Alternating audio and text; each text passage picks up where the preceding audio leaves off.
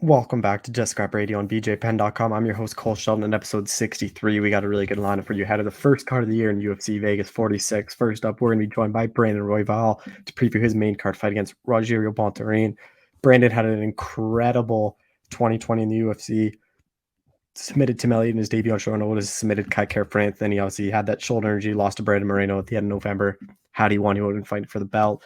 Only one fight last year as he was rehabbing submission loss to Alexander Baratoja. So he's back to the drawing board against Bontorin. So he knows this is a crucial fight for his career. If he beats Bontorin, he's kind of right back in the mix. But if he loses, it's a big step down. But really good job with Brandon as always. We're then going to be joined by Tyson Chartier, who is the coach and manager of Calvin Kattar and Rob Font. Really good chat with Tyson just about Calvin's preparation for Giga Chikadze, what he kind of took off from the last year being away, and just overall stuff about what this kind of win does now that Holloway's out of that Volkanovski fight. We also talked about kind of the next steps for Rob after the loss to Jose Aldo. Next up, we're going to be joined by Ramiz Brahimaj to preview his fight against Court McGee. Ramiz, obviously very impressive last fight against Sasha Palatnikov. He says he wish he had got one more in after that year, but he's won one of the UFC. Court McGee, it's that big name veteran guy, and he's really looking forward to this fight. We're then going to be joined by Chase Sherman to preview his heavyweight fight against Jake Collier. Chase Sherman, it's his final fight of his UFC deal. He's on a 2-fight losing streak, lost to Arlovsky and Parker Porter. He knows it's do or die. He's already been cuffed in the UFC once. He says he does not want that again. And he likes his match against Collier. He thinks he has what it takes to knock him out, similar to what Aspinall did, or he can just outvolley him over 3 rounds and get a decision.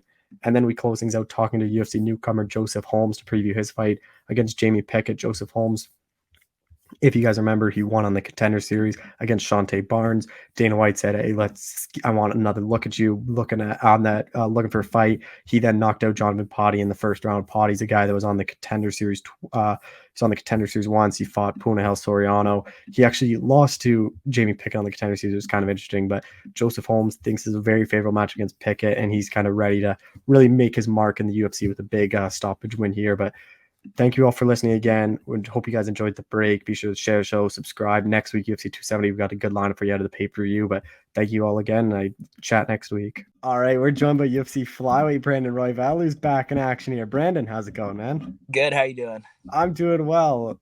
Fighting back, first card of the year to start off 2022.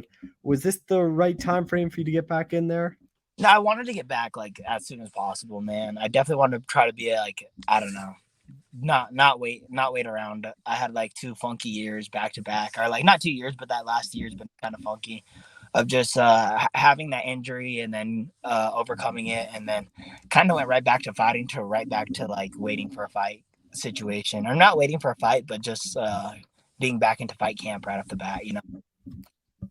What you make of this past year for you? Because you obviously had that big shoulder injury you had to get over with, and then you kind of went right back to the top and had to fight Pantoja. Yeah. I mean, I make of it as I know what I'm capable of. I know I could be a top dog in this division. I know I can hang with all the best.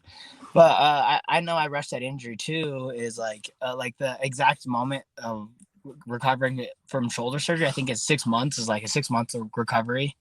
And I had that fight at exactly 6 months is when I decided to take, it was right when the Pantoja fight. So it was super early to come back, but I don't know. For me, it's a lot of reoccurring life issues that I think that I need to master before I could ever master full on being a fighter, And I think that is just slowing myself down, just slowing my mind down a little bit, and just kind of I don't know. The last year's been really weird because, like I said, it was 4 of the months I couldn't really train at all, and then I went right into training camp, and then kind of right out of training camp, right back into another one, And the last year just been a lot of just trying to grow as a person mainly, and just mentally. And I think if I do that, and I can show that maturity in a normal day life and activities, that you'll see that growth to me in the cage. And I think that's really what needs to translate the most.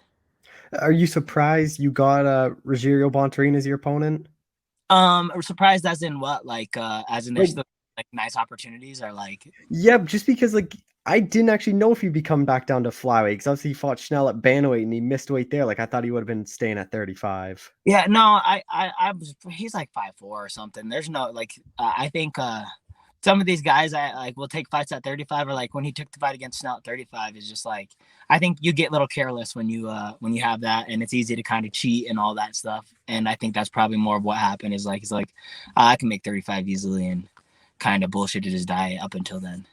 But it was also a notice like step up for him too. So I don't know if it's completely his fault, you know.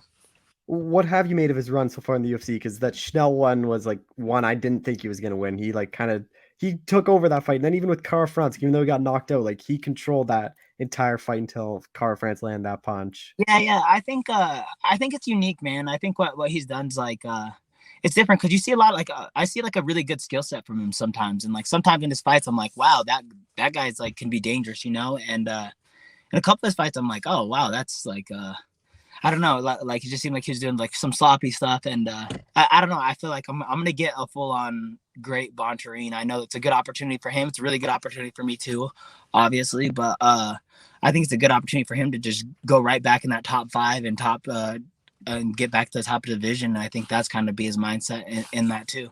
And I think there's been a lot of holes in my game, like looking back at my UFC career and just like kind of what I've been trying to accomplish and what I was trying to do in like my mindset. I think I've exposed myself with a lot of holes, and I think that he thinks he can capitalize on some of those, that if that makes sense. So I mean, like I said, he has a good career. He's always been top of the flyweight division, and I don't expect anything but amazingness from him right there. Those holes you mentioned, like, do you think part of it might have been like you kind of got thrown to the top like quicker than what like anyone would expect? Like, you're not really fighting. No one's really ever fighting in like a potential title eliminator in their 4th fight in the UFC. Yeah. It's kind of weird to think about that too, is because I think 2 of my fights have been title eliminators, and the other 2 were top 10 opponents, and those are my 4 fights in the UFC is potential title shots. Like literally, I think the like when I was walking into the cage to go fight our Pantoja, or walking into the arena, they're telling me like this is for like an actual title eliminator fight right now. So I'm finding that out, and I don't know, like it was all kind of overwhelming. But I think I don't think that's like the really like the necessarily big issue for me, as I think I'm fighting early on in my career. I'm fighting these top opponents, and I think there's like a lot of pressure for me to to go out there and win, obviously, but it's like I also want to go put out performances, and I like this is a good chance for me early on in my career to kind of make the same amount of money that these guys who have been in the UFC have been making, you know. So I think a huge mistake that I've been going for is I've been trying to strictly go for bonuses in my fights and just go for the kill, go for 100% forward, and just not kind of getting what got me to the race and what got me into the UFC is just kind of being a little more smart and calculated. I'm still a spaz. I'm still a psycho. Like that'll never be not part of who I am.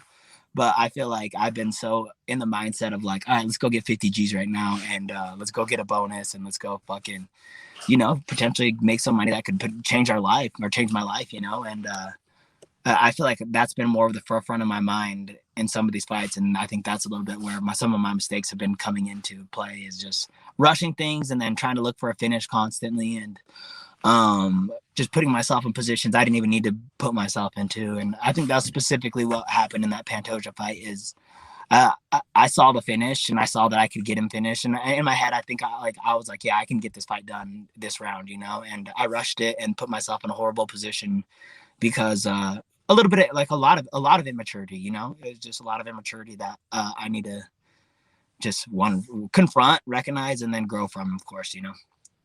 Stylistically, like, how do you think you match up against Bontarine? Because he's a guy that likes to wrestle, but like you're a tough guy on the ground, where maybe he doesn't want to kind of take this one to the ground. Yeah, I think if I go out there and do what I need to do correctly, stylistically, I'm a nightmare matchup for him. I think I can overwhelm him if I want to. Like, if I go out there and do what I've been doing in the last fights in the UFC, which is pretty much spaz out, overwhelm people, and just go throw quantity and try to just beat him in just like a man-to-man fight kind of situation, is I think I can do that with Bontarine. I think I could outgas him. I think I could put it on him. I think I could out-volume in, and I think I can melt him by 2nd or 3rd round. But I also think I can just finessely beat him, you know. I think I can out-technique him. I think I can go in there and not get touched and put on an actual good performance and let people know that, oh, I'm world class. I'm not just a fucking asshole that can fight, you know, and puts it all out there, and just show what I've been working on, man. I've been trying to be more of a technical fighter, and I know I'm capable of being a technical fighter, and I let that go a lot. So I just need to go out there and show that maturity, you know. How much pressure are you kind of putting on yourself to get the win? Just because I know you're a guy that after every loss, like you even send out tweets like how upset and angry you are with yourself when you lose. Yeah. I don't handle wins well either, man. I have a really hard time with this MMA thing because like, this is my life. This is everything I've ever wanted ever. Like as a little kid, like in 8th grade, like I was making little stories about how I was gonna be in the UFC. Like all the above, man. This is like my life's work, and it's like I know I could go out there and beat these guys, and it's just like to go out there and perform is a whole nother thing. And it's like, but for me, it's like I don't know. I know what I can do. I know I can beat Bontarine, and I know I can beat Rogerio Bontarine on one of my worst days. And all that being said, is it's not going to be one of those days. I'm going to go out there and put a performance of a lifetime together and put it all together on him specifically. So I don't know, man. Like I said, this last loss was hard. Probably the hardest loss I've ever had because I've never actually like legitimately lost a fight. Like I've lost rounds, I've lost like decisions, I've got held down. I've never actually been submitted. And like I've been competing in jiu-jitsu tournaments and stuff since I was 16. I've never been submitted. I've never been finished. None of that. I didn't even into a goddamn rear naked choke, bro. Like all of it. Like I don't know.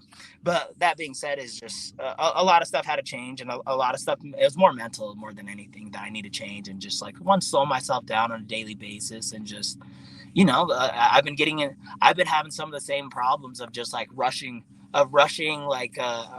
things like ever since I was a little kid. So it's like I just need to slow myself down as a person on a normal daily basis, and I think that'll reflect my fighting one day. Where do you think a win over Bontarine puts you in the division? Just because we obviously have Moreno Figueiredo 3 like the week after you or 2 weeks after you, something like that. But then it's Askarov appears to be next. But then after that, like there's no real next guy. Like I wouldn't be surprised you get this one more and you're right there again. And then Askarov has like a weird path of like I don't think he's fought in a year or so, and he missed weight his last fight too, which the UFC doesn't like. I know that he's kind of trying to just like wait his way to a title fight, and the UFC's not about that at all. So I don't know what position Askarov's in, but what I would like and what would be ideal is after a nice win off Bontarine, if I could get the loser of the title fight, that would be ideal. Just put me right back in that situation, and maybe I do need to just show a little bit more maturity and just battle like some of these not lower fighters, but like lower ranked fighters. And, like just one battle through a couple of these contracts, and then also just learn some stuff in the cage, man. I feel like my UFC career has been a little overwhelming in the most sense of just like I've been fighting nothing but top 10 and people with way more experience. And then also just like, like I just haven't really time. Like I'm learning on the fly, like really quickly. And I think that's how everybody learns. But it's like I'm not learning against number 15 or number whatever. I'm learning against the top 5 in the world right now. And I don't know. It's weird to like make pennies and then do that, and then also it's just like I don't know. I also know that the end goal of this game, no matter what, is to go win that title fight, and I can imagine me turning down anybody ahead of me right now. So that's really like that's what it comes down to. So just it's what they offer me, really. If they offer me anything good, I'm gonna take it no matter what, And I want to go battle through these contracts, and I also want to get paid as a top 5 fighter, Well, something different about this fight too is I'm thinking this is gonna be the first time you'll be the favorite so far in the UFC. Like, the odds aren't out yet. I assume you're probably gonna be the favorite. All the other fights you've been pretty sizable underdogs. Like you weren't supposed to win any of those. Yeah. I'm actually really excited that too, because like I've never walked out second in the UFC. I have nothing but the white Roybal jersey, so I gave that all the Roybal walkout shirts. I've given away to all my family, so all of them have it. So it's like. They're like, all right, I need my Venom black one now. And it's like, all right, well, I guess I got to start getting these done. So now I can start being maybe ranked a little higher. One, I can enjoy my walkout song like last and not having to wait in the cage the whole entire time, because I was never been a fan of that specifically. But I also, I want the whole new Venom get up and all that shit too. And then I also get to pick my color of my trunks first. Like if I want white trunks, then he's not allowed to get it because there's a lot of cool little things that come with it. So I'm pretty stoked about all that, honestly. Your training camp, like you're always at Factory X. You work with a lot of good guys. Like who are kind of the main guys you're working with for this one? A guy, Adam Martinez, I think is probably one of the best look. We have a nice up and coming fighter named Luis Garullo. That's been a nice good look for me. And then I have like my main training partner is Clay Monza, and he's coming out and quartering me. So that'll be cool to have him in my corner. But he does a really great job at just impersonating like we were calling him Clay Cara France, Clay Moreno, or whatever. You know what I'm saying? Like, he does a really good job at impersonating all these fighters, and he's done a great job at preparing me for his for this fight specifically too, man. And yeah, I need to do, like I said, I need to do a better job at being his training partner and just being like, I don't know, I got to be more of a teammate because that guy does a lot for me, man. I appreciate him.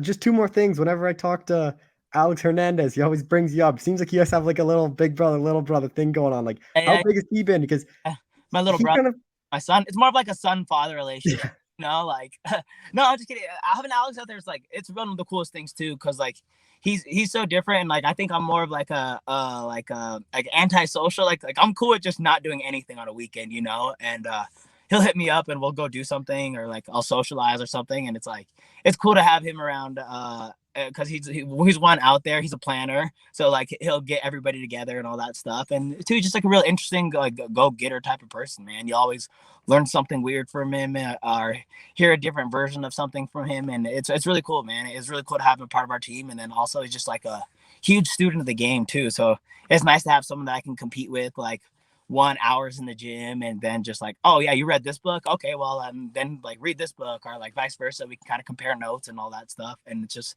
he's solid everywhere, you know. He's a good training partner. He's obviously like a great wrestler, striker, and jiu-jitsu, like all the above, but like he's like as a person and like who he is, he's just like trying to master life, and it's cool to have someone like that, you know, that's just fucking great everywhere as a person. And I'm sure you guys have probably talked about it, but your guys' path are pretty similar. Where he scored that quick, short notice, like stoppage win, just like you did, and kind of got fast tracked right up there to the top. Yeah, exactly. And then you know what's really cool too is he's giving me a little bit of guidance on that too, because right off the bat is like when I fought Tim Elliott, or like before, I was like, I'm gonna try to call. I think I was actually wanting to call it Kai Car France, and then my manager and all of them were like, you need to slow down. Like that's not the way you need to go through the UFC all the time. Is like the Sean O'Malley approach is probably the smarter way to go about it, is where you're making money and not fighting fucking the top three in the world. So he's keeping things in perspective for me too, and giving me like his perspective of that too. But also he knows the end goal too, and he also knows that I can win that belt, and he like by the end of the year. So we're not losing track of any of that shit too. So it's cool. It's like I said, man, he's just a solid person to have around all the time. Just last thing, like you're fighting beginning of the year, so dream scenario, like what's kind of the perfect 2022 for you? Perfect scenario is I go out there, start spawn a turn right away, and put on a performance, get a bonus, you know, whatever. But is just go out there and fight the loser of the title fight, and then just kind of work my way up through there. I would like a rematch with Moreno sometime throughout my life, but that would be really cool because I think that's a winnable fight for me, and I think that there's a lot I needed to prove out there because the circumstances, of course, and also I want to fight Figgy too, man. That was like at the time of the unbeatable guy, you know, and you know that just I don't know, just trying to make the whole bucket list happen, man. Try to go out there, fight everybody that I want to go out there and fight, that I was like wanting to fight before I was in the UFC, anyways, you know, and then you know winning a belt and then you know getting that done too would be a great year. Well, Brandon, I appreciate the time as always. Thanks so much for doing this. I appreciate you, man. And just shout out to my sponsors, EAP Glass. I put it on the wrong side, but EAP Glass, I appreciate you guys, man. I appreciate your time always, man. Thank you very much. All right, we're joined by Tyson Chartier, Calvin Cater's head coach. Tyson, how's it going, man? What's up, Cole, man? Thanks for having me on. I'm doing well. It's a little colder here in Vegas than I thought it would be, but we're making do. Yeah, it's better than Boston or Toronto where I am. We got some snow on the ground. It looks a bit nicer there. Yeah, we're getting. My wife told me we're getting like a foot of snow back home, and she's gonna have to pull out the shovel today. So I'm not there to do my husbandly duties. So better this than the snow, I guess. I remember we talked, I think it was maybe before Font's fight against Garbrandt, and you kind of said you wanted Calvin out a full year almost. Like, was this the perfect time then for him to make his return?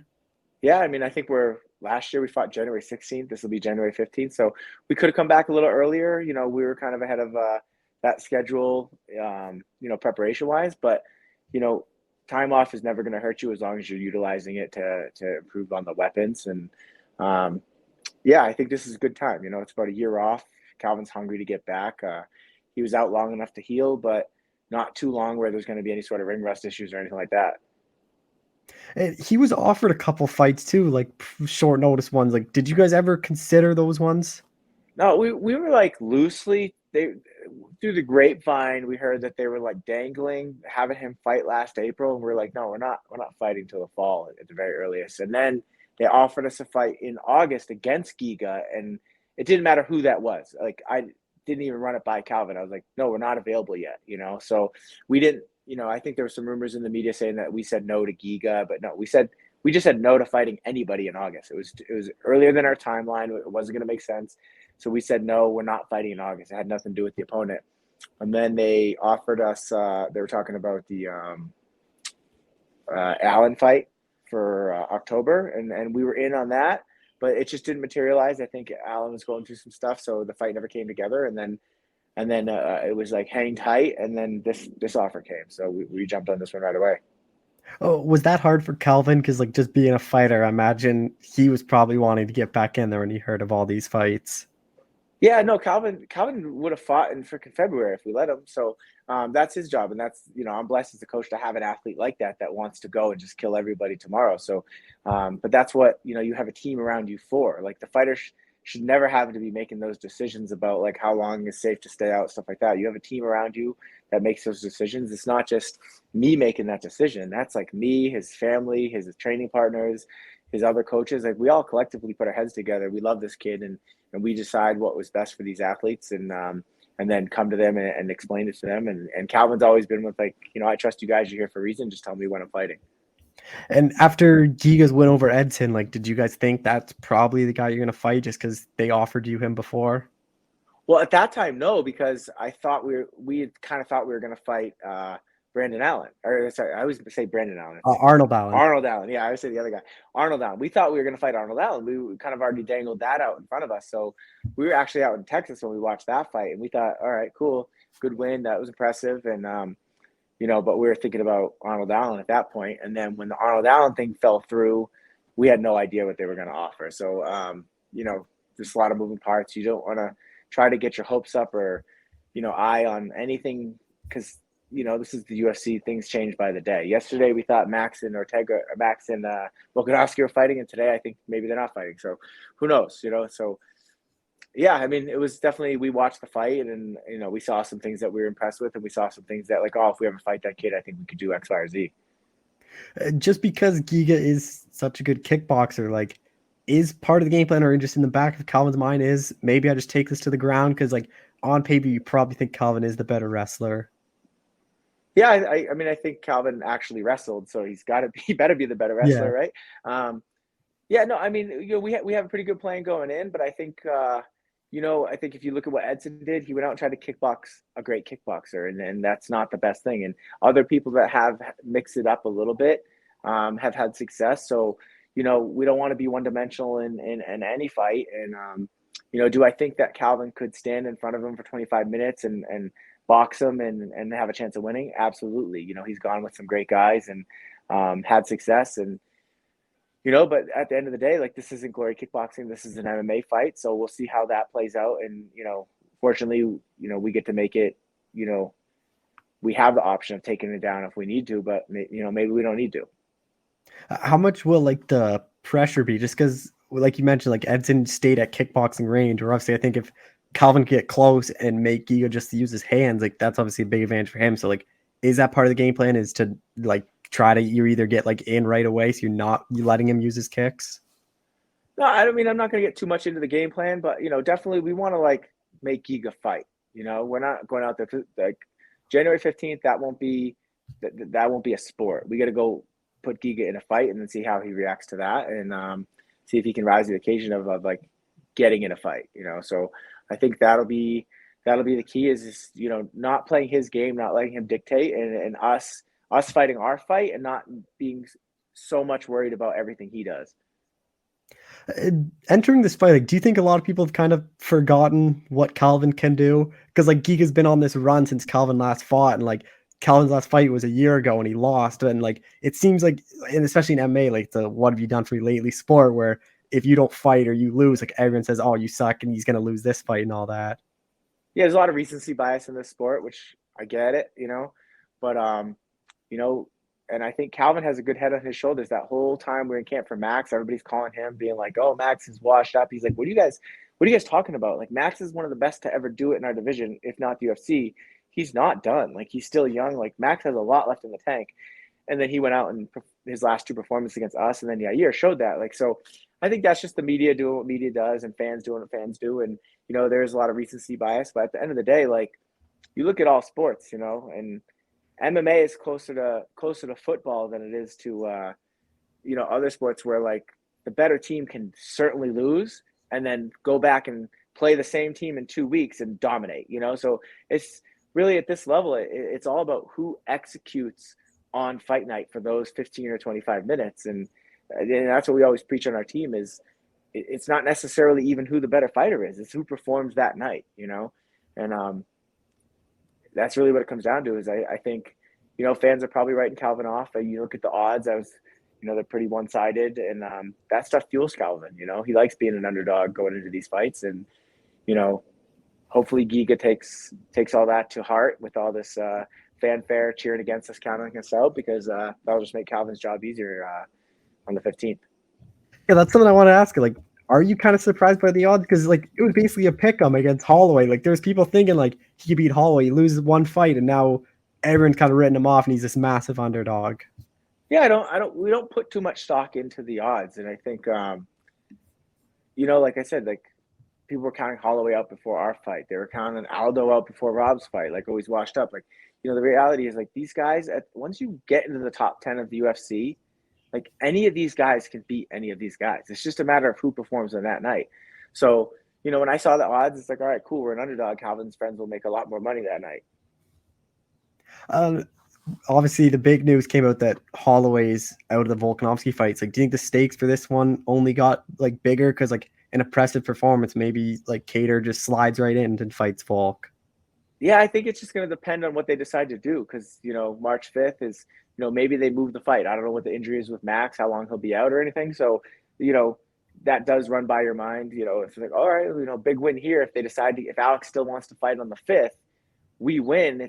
We're the guy that makes sense, you know, because you got Yair coming off a loss, Ortega coming off a loss, Emmett below us coming off a win, but he's below us. So if the winner of this fight, you could make a really, really strong case, as long as Zombie's not healthy, that they should be the next guy in line for to fill in for Max.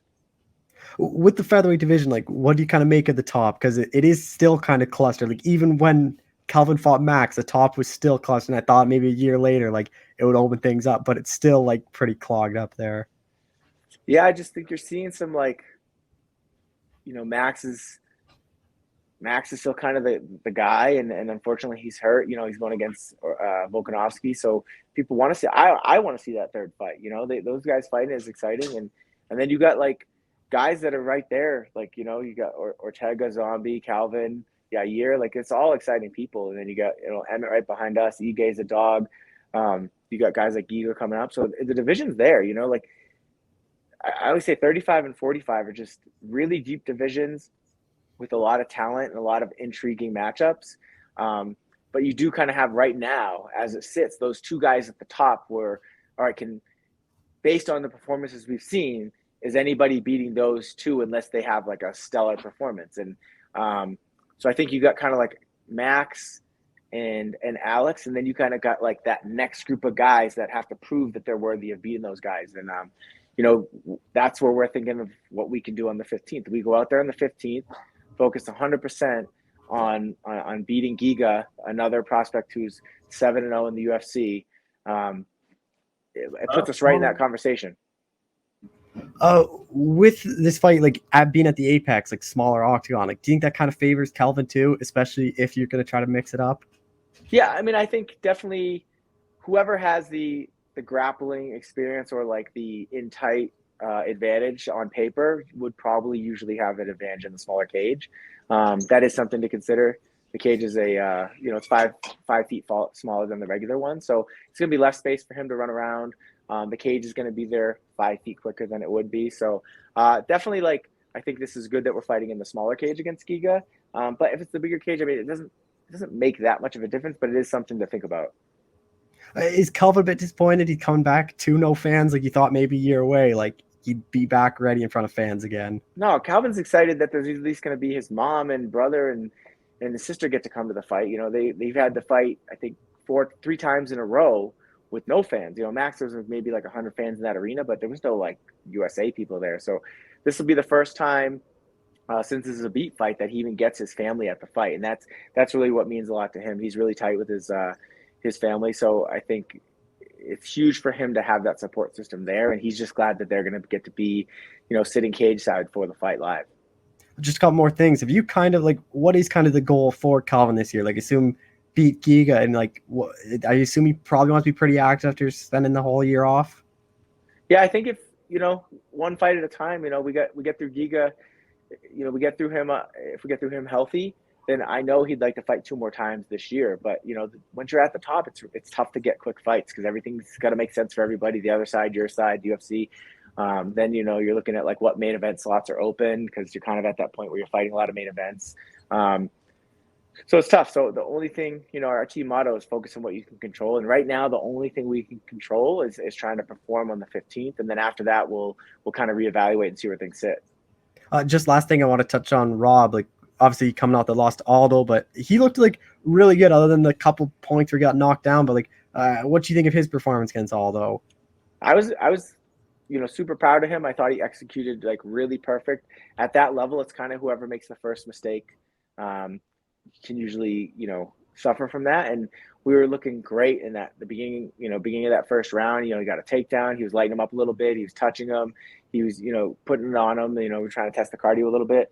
And then that punch with like 30 seconds left that just, you know, broke his orbital and rocked him a little bit, just kind of set the tone for the rest of the fight. Because unfortunately, you know, he came back right away in the second round and started putting it on him again. But when you get rocked like that in a fight, anytime you get hit after that, if you get hit clean, you don't wear it as well. And I think my sister Carrie said it best, is like, if each round was 4.5 minutes, Rob won.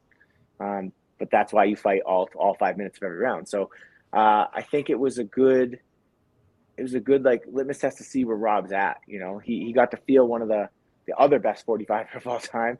You get to see, you know, feel that for 25 minutes and realize like, okay, like I can do this. Going into my next fight, like I kind of know where I belong now. When is kind of the time frame for him to return? I think if you look at that, like June, July time frame, I think that'd be perfect to allow us to rehab a couple things, heal the eye, and then really get back in and work on a couple things that we saw in that last fight, and then get a full fight camp, you know, starting in like April or May, and then get us to, you know, an 10-week camp to go in there against another top guy. Just last question. Like, do you really have anyone in mind for Rob? Because there's a lot of guys he can fight. Like I saw people throwing out like Sandhagen, Cruz, like Marab, like where he is, there's so many fights. Is that something like you think in a couple months you kind of get a clear picture of who's going to be the guy? Yeah, I think a couple months it'll all shake out. Like I think if as it sits right now, him and Sandhagen make sense, just because Sandhagen's coming off the loss to a tough guy. We're coming off the loss to a tough guy. These guys are both like super talented strikers. I think the fans would love to see that fight. Yeah, I think it's, you know, they fight each other. The winner of that's right back in the mix, you know? So, but who knows? Like I said, when you're at this level, it comes down to what's the UFC's timeline look like? What's the other opponent's timeline look like? And what's our timeline look like? And then they all got to add up, you know, kind of a line. So, you know, who knows if he'll even be available or if he wants to fight sooner or later. So there's a lot of moving parts on that, but, you know, Sandhagen would be a cool fight, but, you know, at the end of the day, like, you know, maybe we fight the loser of the title fight. So who knows? Like, it's just, by the time June, July rolls around, it's a different world in these divisions. So we'll see. Well, Tyson, I appreciate the time. Thanks so much for doing this again. Appreciate it. Yeah. Go Bills too. Yeah. Go Patriots. Yeah. All right. Thank you. All right. We're joined by UFC heavyweight Chase Sherman, who's back in action here. Chase, how's it going, man? It's going good. How you doing? I'm doing well. Starting the year off, first fight of the year, like, is this the time frame you wanted after your last fight, or is it or were you hoping to get one more in 2021? Yeah, I was hoping for a little bit something a little bit sooner for sure, but you know, sometimes it's just you get what you can take, you know. Jake Collier, were you surprised this was your opponent? No, I wouldn't say surprised. I mean, I just knew they was gonna give me what they gave me. You know what I mean? It's not really somebody I was like looking at, but after dropping the last two, you take what you can get. What do you take away from your last fight against Parker? Man, I just think that I just came out flat, I was in my head a little too much, I think. Just being stuck in the hotel for, an entire week, and you sit there and you just contemplate the fight, and you're sitting in the room, and then you come out to the fight, and then, there's obviously no crowd. It's really hard to kind of get excited, and fighting isn't a sport where you want to kind of come out flat, and I think that also like kind of underestimated the way he pushes the pace in the fights, and underestimated a lot of things about that. I thought I was just going to walk right through them, and that's on me. That's one of the very few fights, probably the only fight that I was really that I should have won and I lost, and so that one just kind of like it didn't sit well with me at all. With Jake, like how much do you know about him? I mean, I know I've seen his fights, I've studied his film. He mixes it up real well. He is a volume striker. He seems like a complete fighter. It's gonna be a good fight. It's gonna be a tough matchup. He's well rounded on the feet, and he's been in the UFC about just as long as I have, so if not longer. So should be a good fight. Is the volume something you're looking to try to do more of this fight? Because even with Arlovsky too, like I know the ACL happened. Like, is that something you and your coach have been working on? Is just throwing more punches? No, not really.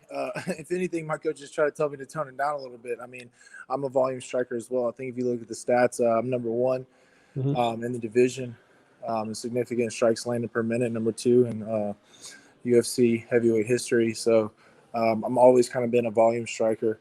I believe that when I'm moving and when I'm active, it kind of negates and takes away the whole thinking process, and it kind of puts me more of in a flow state, in which if I'm in that flow state where I'm not thinking, I'm just going and I'm trusting my body, and I'm having fun, then I really believe that there's very few people on this planet that can beat me when I'm in that state. And so it's just all about being there, getting out of the head and just tapping into the body and really just going out there and flowing and having fun. You're obviously a big power puncher too. Like, so we've seen Collier get knocked out. So is this one that you think he go get that knockout in? I'm not really concerned about that. I'm preparing for a 15-minute battle. You know what I mean? This is last fight on the contract, and it's a must win. So as long as I get my hand raised, that's all I care about, man. That's all I care about. If we get the highlight reel finish, then yes, that's great. But like I said, I'm trying to turn this off, the thinking off, turn that off. How do you try and do that then? Like, because it is like a very mental game, and like you can get in your own head pretty easily. A big way for me that I'm really trying to implement it is just through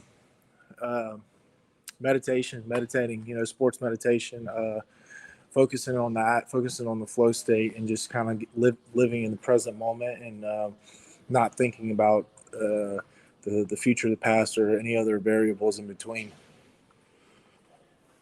How much pressure is on you then? Just because you mentioned like last fight of your deal, so like if you lose this, like you said, like it is probably done for you. Yeah, I mean, I guess when I try not to think about that either. You know what I mean? Like you don't want to think about that either. But if you look at my career, in a lot of cases, I tend to thrive under the pressure. You know what I mean? When there's no other option but to win. So. Yeah, we're not thinking about that. How much better do you think you've gotten? Because I know you went to Sanford, like your last camp was at Sanford, like just high level coaches, high level training partners. Like, how has it been down there? It's been great, man. I love it down here. And like I said, the last fight I was kind of getting plugged into the program and getting my feet wet and the way that they do things, and so that played a little bit into how that fight went. But now I've gotten comfortable here. I've gotten built relationships with the coaches more, with the fighters as well, and that whole system that they have is really beginning to kind of mesh well with my style, and it's great, man. I love it down here. I love it. Both you and Jake are kind of known for your stand-up, so do you expect it just to be a kickboxing fight, or do you think it might hit the ground at some point?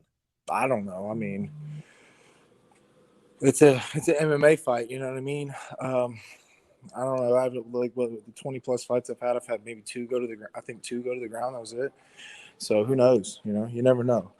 I know I don't plan on getting taken down.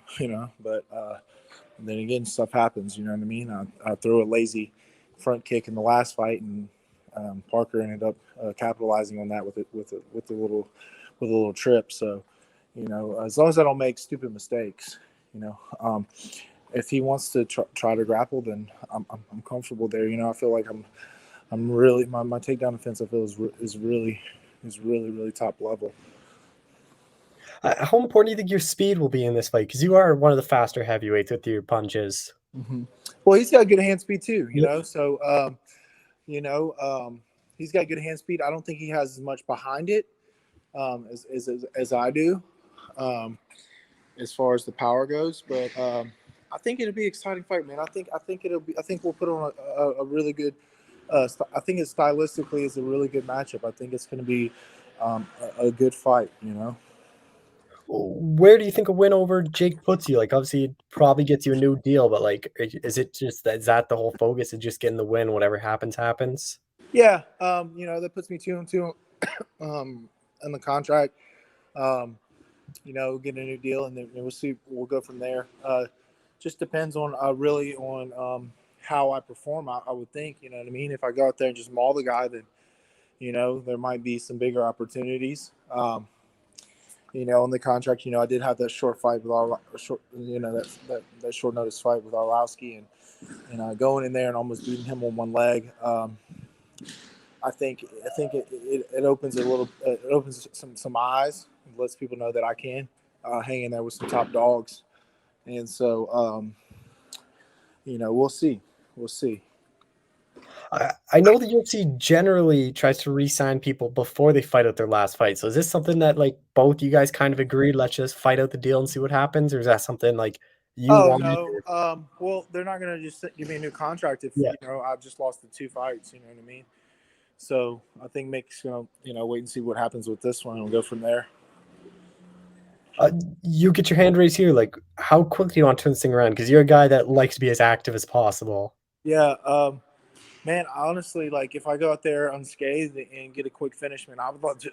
Like, I really, really, really would love to fight in Houston. I really would love to fight in Texas at some point, and even if it's in February, if I'm not dealing with any injuries after the fight, then let's, I'd love to fight in February. Like, just turn around and go at it again, Is that something you want though for your next fight? Is be on one of these pay-per-view cards so you can be in front of fans again? I've had 11 fights in the UFC, and I've only been on one pay-per-view card, and that was UFC I think 220, and I got fight of the night. It was an absolutely stacked card. It was in Dallas, Texas, and got fight of the night, and I haven't been on one since, and it's kind of really disappointing. But yeah, I would love to be on a pay-per-view card. 211 it was that one. That was 211. That's right. Yeah. But do you you're back at the Apex? Like, does that kind of frustrate you? How you're just like, do you kind of like that atmosphere, or do you get annoyed? I hate it. But at least we get to leave the hotel now. So yeah. So during fight week, so that's good. At least I can get out and clear my head and enjoy, Las Vegas. Get out in the city, maybe go do a hike or go play some Top Golf, something, just to get your mind off of the fight. Just last question, like what is kind of this perfect year for you? Because you can start the year off with a good way with a win. Do what? Like, what is kind of the perfect year for you? Because you can start the year off with a win. Like, what's kind of this? I need to get. I feel like I get 3 or 4 wins in a row, man, and I feel like my whole life would be changed. You know. All right, well, Chase, I appreciate the time as always. Thank you so much for doing this. All right, thanks. Take care. All right, we're joined by UFC welterweight Ramiz Brahimaj, who's got a big fight. Ramiz, how's it going, man? Pretty good, my man. Just finished up strength and conditioning right now. How you doing? I'm doing well. Obviously, big fight against Court McGee. Like, this is a guy that I'm probably sure you grew up watching. Like, anyone that watched the welterweight knows who he is. So when you got this fight offer, like, what kind of goes through your head? Excitement, because I get to fight again in the UFC, and I'm just living my dream, and I'm super, super happy. Any and every time I get a contract, I get a name on the contract. Like I said, I'm just living that childhood dream that I've always wanted to do, some crazy shit, and I get to literally go fight another human being for money in front of millions and millions of people, people that are right there cage side, people that are at home watching, you name it. And especially when it's a name like Court McGee, a guy that I remember when he won the Ultimate Fighter, I was in high school, all respect to him. And I can't wait to get in there and mix it up. Fight night, we're going to want to take each other's heads off. But before and after the fight, it's all respect. What have you kind of made of his run? Because he struggled a bit there. He had the 3 losses in a row. But in his last fight, like, he looked pretty good and got back in the win column in a big way. He did. He looked really good, man. He faced a guy who had a lot of notable wins. That Claudio Silva guy, he had wins over Leon Edwards, Danny Roberts. He had some, like, Nuruddin Taleb. I mean, you name it, man. The guy had some really solid wins.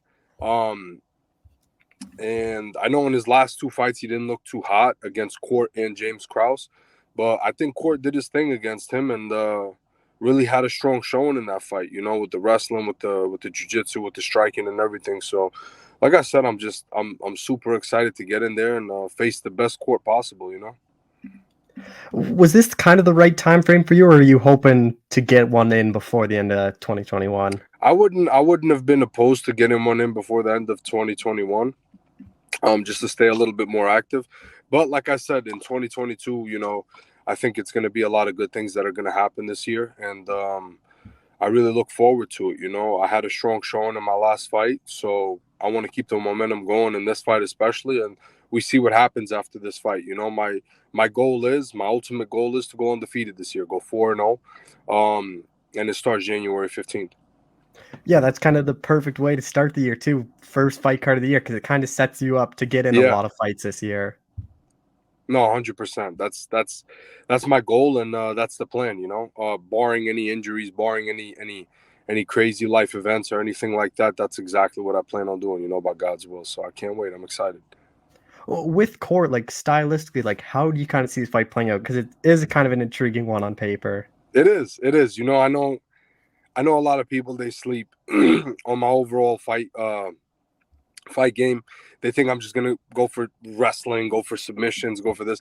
I take whatever's open. You know what I mean? And I'm not worried. I'll strike with anybody. I'm a mixed martial artist. I'm not just a grappler or a jiu-jitsu fighter or just a wrestler or anything like that. I'm a mixed martial artist. And like I said, I feel comfortable anywhere the fight goes. So wherever the fight goes, I'm ready to go. Do you think people underestimate your striking just because of how good your jiu-jitsu is?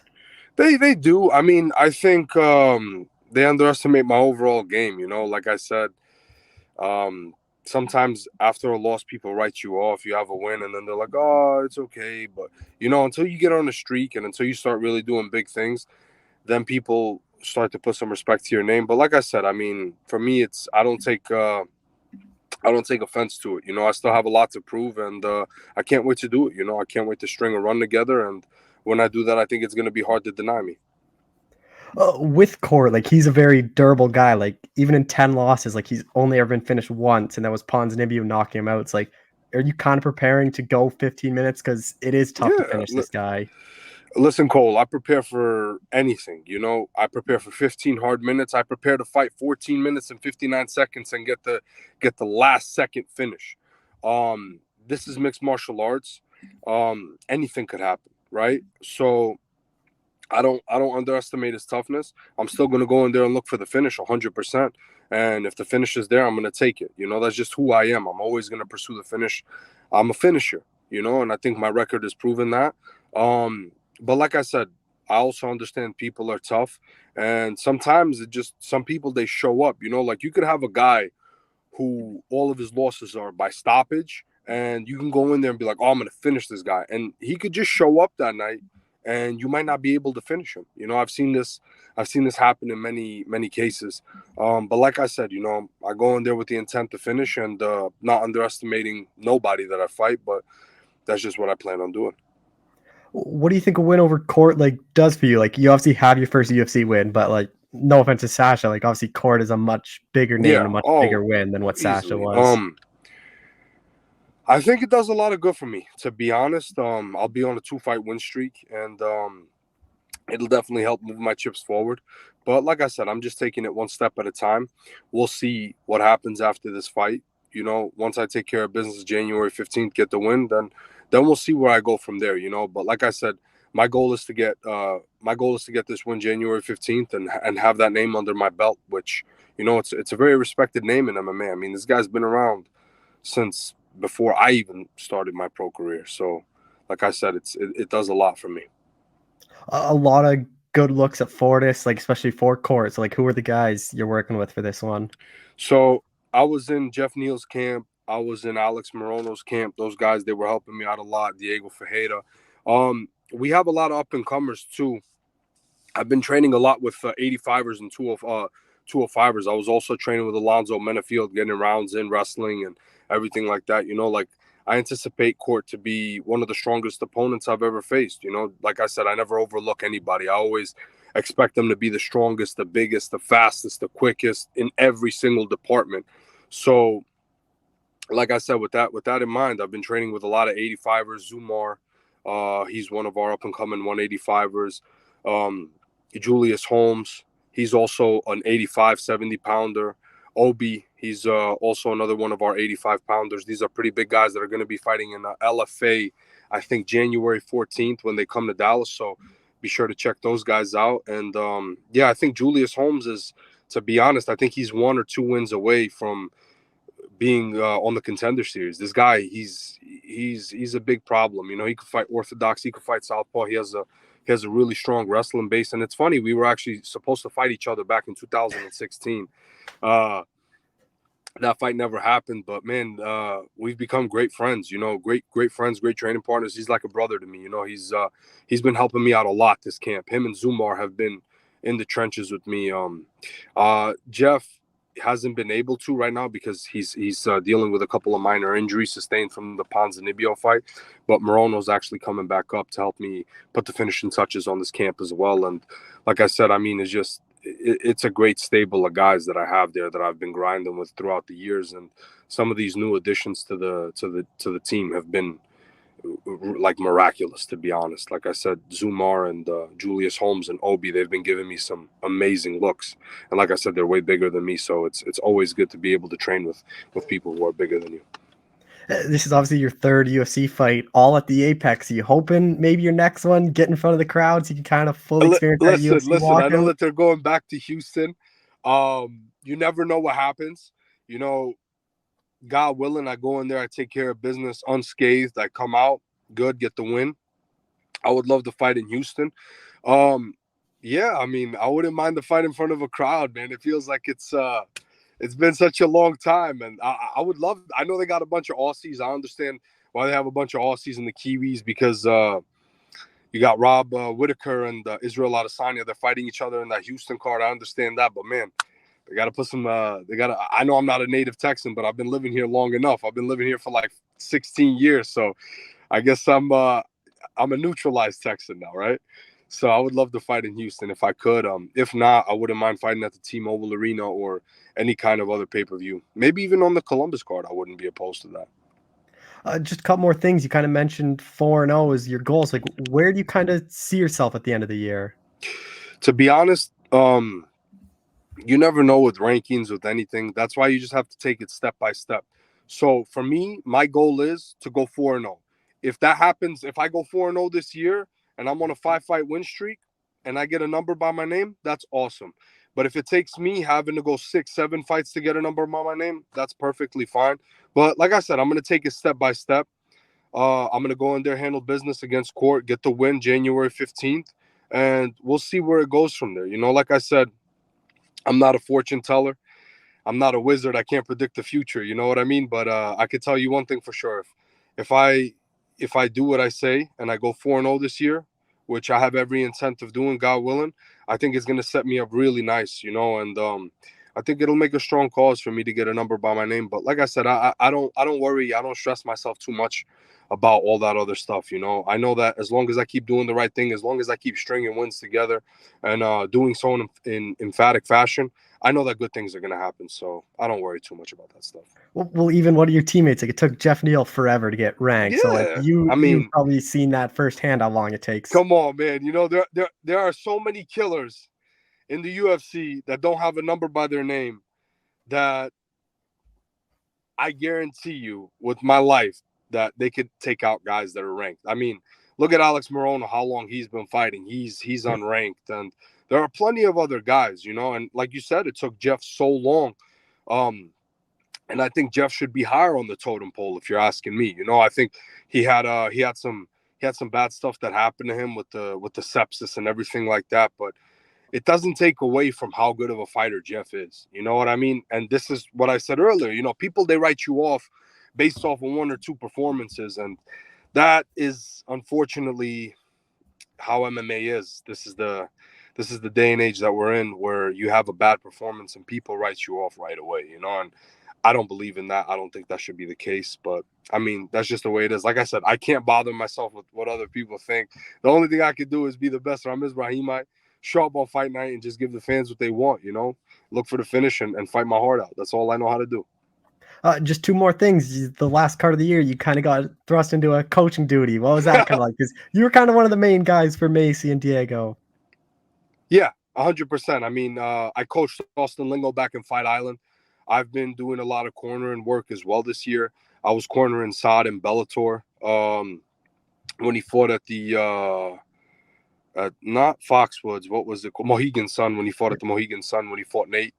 And like I said, it's one of those things that I love. You know, I love to watch my teammates flourish and prosper under those big bright lights. Unfortunately, we came up a little short last week, but like I said, it's one of those things that I love to do. Just as much as I love fighting, I love learning, I love teaching. So maybe, who knows, in the future, maybe I could be a coach. I mean, I'm watching Coach Safe do it. You know, I'm under his tutelage, so who knows? Well, just building off that, do you know who's going to be in your corner for your fight? Yeah, for sure. I have Sada Wad and Abdul Karim El Sawadi, and then of course Coach Safe. I've been grinding with these guys a lot, you know, and they've always been there for me, and it's a little streak of good luck when I have those guys in my corner. Just last thing, on the same night you were coaching, the owner, Duron Williams, got a big win in boxing. Yeah. What was that like seeing it? Because like he's not one of those guys that are just kind of picked up. Like whenever I talk to Uriah Hall or Jeff, he's always in the gym working. Listen, people they think that he just started training boxing and stuff like this 6 months ago. Listen, this guy, I've done rounds with Duron Williams. Everybody sparred Duron at the gym. All the pros, all the high-level pros have sparred him. We've grappled him.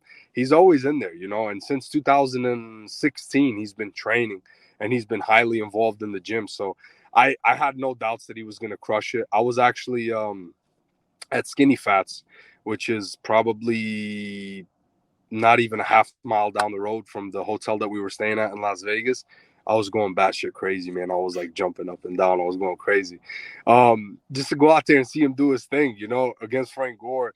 It was amazing to see because, like I said, it's just I never would have thought D-Will would have fought, you know, because, I mean, when you have that much money, you're chilling, you know, you don't really, there's no need to fight, you know, there's nothing to prove, you know, the guy's a 2-time gold medalist in the Olympics. And I mean, how long's he been in the NBA for? And I mean, he's had some spectacular seasons.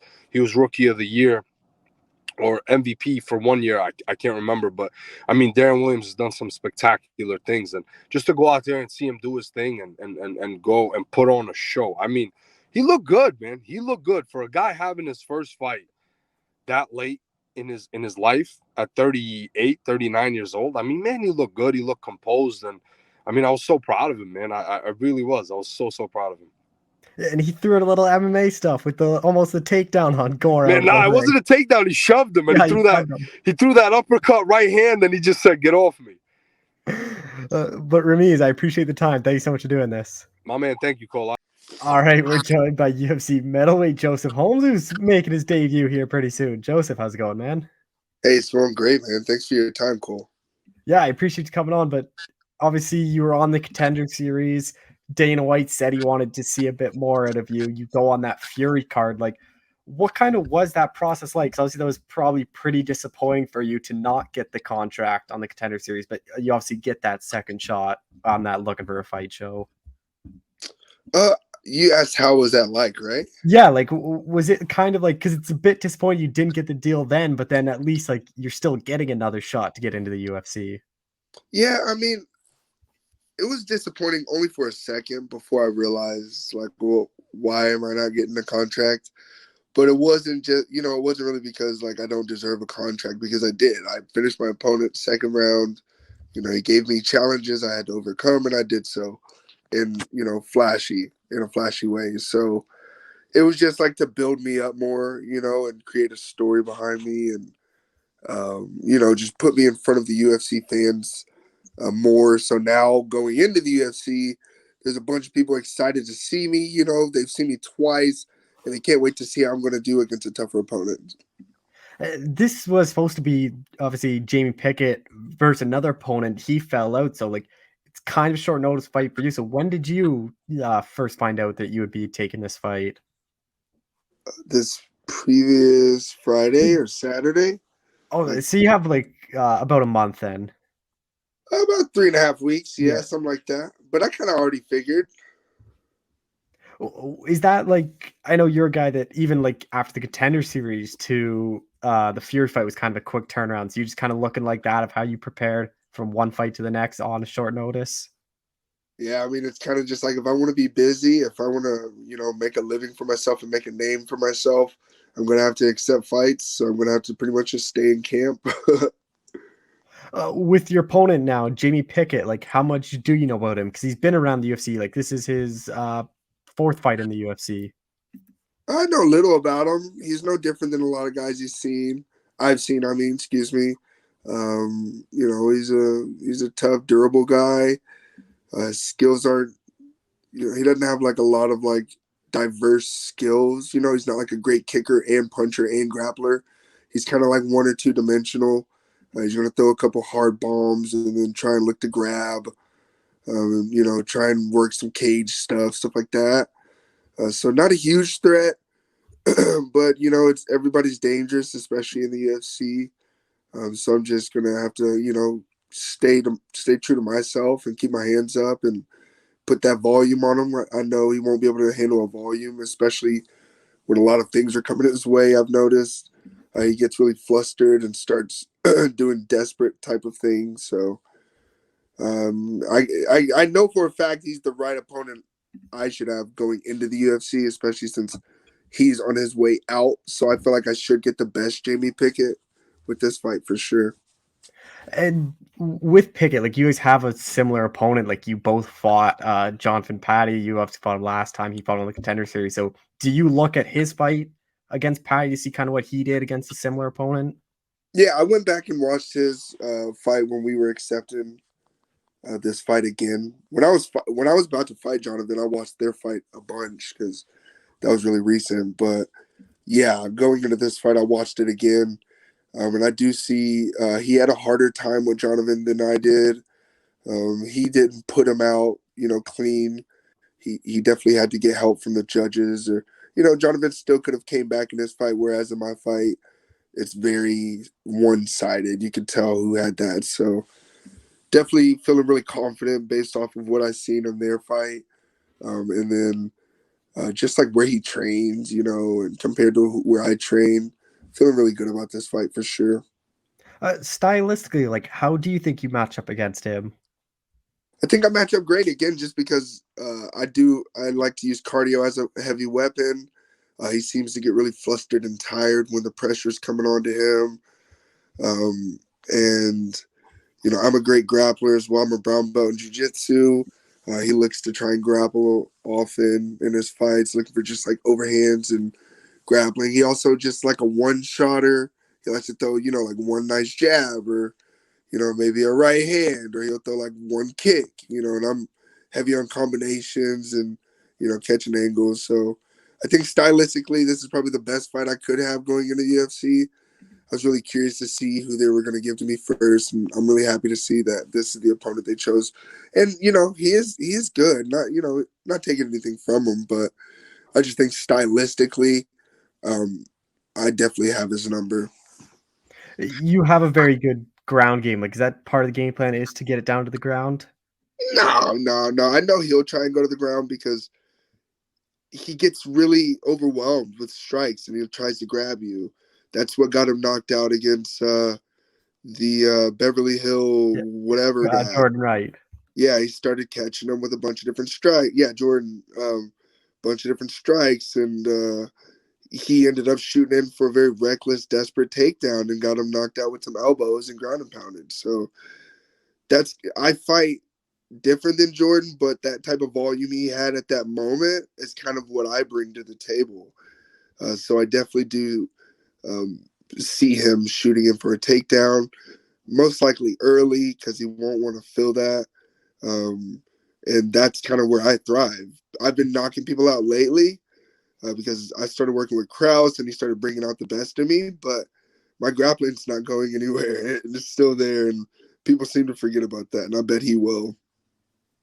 We've seen Jamie get finished, like Wright finished on the Contender Series, Charles Byrd submitted. I'm just like, are you hoping to get that stoppage win here? Or you just mostly focus on just doing whatever, even if it goes the distance?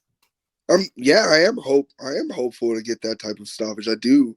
It's my debut in the UFC, and I'm trying to come in, and do what I know I can do. So I don't want to be hesitant. I don't want to let like small things get in my way, such as the crowd or being on the UFC state. Well, we're not going to have a crowd, so yeah. And aside from even hoping it, I expect to. I've been training really hard and traveling to train with my coach in Kansas City, 8.5 hours away from my gym, and then putting in work when I'm at my gym too. So yeah, I hope so, and I expect to get the finish that I should get. You get your hand raised, like what will that be like winning a fight in the UFC? Because it's different being a UFC fighter, but like getting a win is something different. I kind of already feel like in my head, my last fight was my first UFC fight. Dana was there. I got the same type of check, same stakes, and everything was still on the line. If something happened and I didn't lose this fight, it would be the same as something happened in my last fight and I didn't win. I wouldn't have gotten to the UFC, and if I didn't win this, I probably wouldn't stay in the UFC, so I feel like it's the same, and I'm just excited to be in this situation now where I always knew I was going to get to. And so now it's just on to getting that belt. How much of a help will that be? Because everyone talks about like octagon jitters in your first UFC fight, but you kind of had a lot of pressure in 2 straight fights, like fighting in front of Dana White 2 fights. Like, how much of a benefit do you think that will be entering your kind of official UFC debut? Oh man, I think that's going to be great. I think when I get in there, I'm going to be able to, feel alive. I think I'll, be able to like be in the moment, and have fun. As long as I'm having fun, that's when my best self comes out. And I'll be able to, especially since there's not a crowd, I actually enjoy not having a crowd. And I think that will, help me be with my coaches, and us be like totally in tune with each other. Just a couple more things, like working with Krause, like what's that like? Because there's a lot of high-level fighters, and Krause is like one of the best minds in the game. I love Krause. Krause is amazing. He's always not just picking me apart, like my skills, and really talking to me about where I'm doing good at. This is what you did in that fight that worked, and this is what didn't work. So let's take this out, add in more of this. He's really surgical with my style, and helping me make that like what's going to win these fights for me going on. And then he worked, sorry to cut you off, and he worked super well with my coach, Anthony Selangsang, with SFS MMA. They work so well together, just really complementing each other well. So I was just gonna say, like, there's a lot of like Julian Marquez is out there, like a lot of middleweights, light heavyweights. Like, who are the guys you're working with for this camp? I'm training with Jason Witt, Julian Marquez. I just met Zach Cummings for the first time. I'm going to train with him this week. Let me see. Those are like the main guys my size there that I'm working with. But there's some, guys that aren't in the UFC yet who are, savages. You got Ryan Leininger. He's a savage. He's not in the UFC yet. Now Bartling, savage. So dude, yeah, we got it all. Just last thing, like, you get your hand raised here, like, what's kind of this perfect year like for you? Because you start the year off with a UFC win. Like, what's kind of the perfect 2022 for you? Perfect year, probably get another 4 at least fights. I'd like to touch 5 again if possible. And then coming to the following year, rank top 10. Maybe top 15 I'd be satisfied with, something like that. I want to be chasing a title within the next 2 years. So after these 2 years are up, be right there in contentionship for the title. So this year I want to get like 5 fights. All right. Well, Joseph, I appreciate the time. Thank you so much for doing this. Thank you for your time, brother. Appreciate you.